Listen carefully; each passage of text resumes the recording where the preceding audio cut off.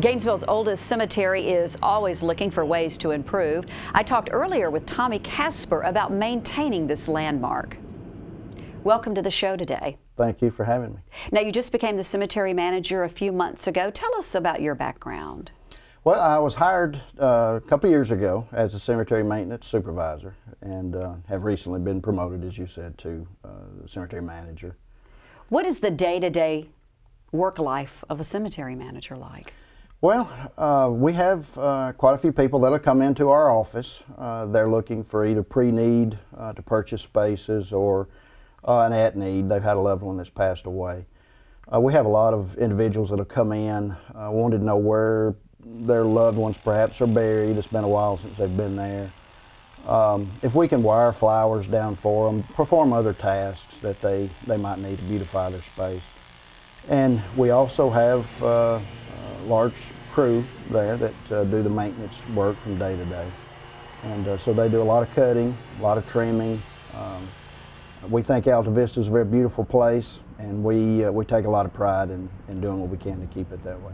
Well, it is certainly one of the oldest historic locations in Gainesville. I would even call it an attraction. You mentioned your crew, they're working out. Here we are just coming off a long, hot summer. And I know trying to keep the grass alive is like a 24-hour-a-day job for you, isn't it? Well, it is. And in weather like this, when it's in the 90s and there's little to no rain, sometimes the best thing we can do is stay off of it. And so we do that.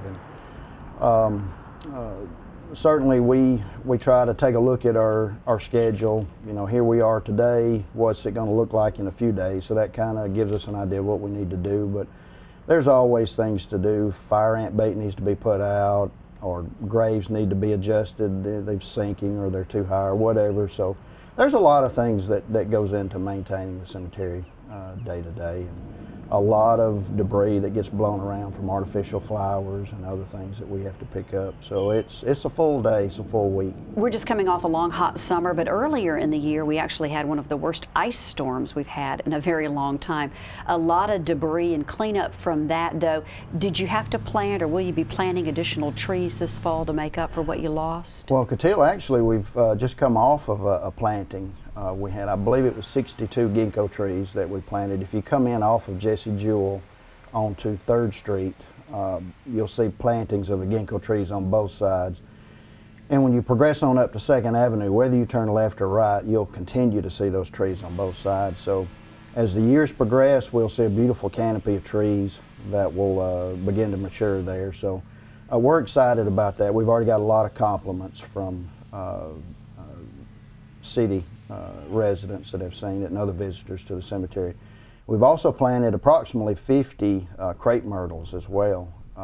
Many of them were already several years old, so they had some size to them already. So we've made some changes that over the years that we think Alta Vista is already very beautiful. It's only going to continue to improve, we think, from those changes. So I enjoy in the fall driving down Jesse Jewell, and I know you have one large tree that I see that is yellow in the fall, so we'll look forward to that in a few months. Right. Already thinking about the cooler temperatures. One of the reasons I wanted you to join me today, though, is to talk about some of the problems that you've been having with grave sites, and you talk about how beautiful Alta Vista, and it's like one bad apple in this case, and when you see one bad lot and then 2 bad lots. So tell me about some of the problems that you're having. Well, some of the problems we're having are mainly maintenance issues, where people are putting flowers, say at the base of an upright marker, instead of confining them to the base of the marker. Anything that can be put down, whether it's, some people refer to them as peace lights or solar lights, things that we have difficulty weed eating, running a string trimmer around, they take up a lot of time. And there's other, say, statuary that people are putting out. Shepherd's hooks are a problem. These add a lot of time to our maintenance that we have. And sometimes there are objects that are put at the bases of the monuments. It's not just a maintenance issue, it's also a safety issue, because they end up falling over. Perhaps we don't see it. Our guys can injure themselves or people nearby when they're running a string trimmer or whatnot. So just the maintenance issue, the safety issue, and it's also when you start looking at all of the individual lots put together, it's an aesthetics issue. It becomes something that's very difficult to maintain, time consuming, and it just has a less than neat and orderly appearance. Now, you've brought your rules and regulations with you. I have. I know it's not very thick. It's a thin booklet, so it should be easy for people to follow these rules. It is. It doesn't go into a lot of detail about the maintenance. It's kind of all-encompassing. It does mention some things about you can't put coping up, you can't put fencing up, and it goes into some detail and some other things, but kind of an all-encompassing statement is anything that hinders our ability to maintain the lot is not allowed. And we see a lot of these issues coming up, and we think it's more from a standpoint of people just don't know about the rules and regulations booklet. Perhaps the grandparents purchased the lot back in the 30s or 40s, and maybe even their mom and dad purchased a lot in the 70s or 80s. They haven't seen the booklet. They don't know what the rules and regulations say. So we're actually using this as an opportunity to educate and inform the families that are coming out and are personalizing their families' graves. And we want them to do it in a way that's acceptable.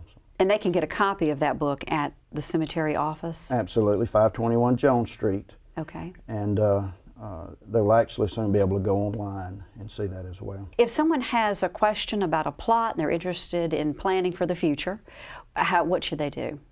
Well, if they'll just call us at 770-535-6883, that's our office number. We'll be happy to set a time aside for them to come in, and they can tell us what their needs are, and we'll work with them and see what works best for them. And it's a simple, streamlined process. It doesn't take a lot of time, and it takes a lot off of individuals to come and do it at pre-need instead of we have to do it in the next couple of days. So we see that a lot as well, but it's just so much easier for folks to do it ahead of time. Absolutely. Can't stress that enough. And we will be posting the guidelines. Those will be available on our website. And then also if someone wants to hold a book in their hand, they can go to the cemetery office. We appreciate you joining us today. Thank you. I appreciate it.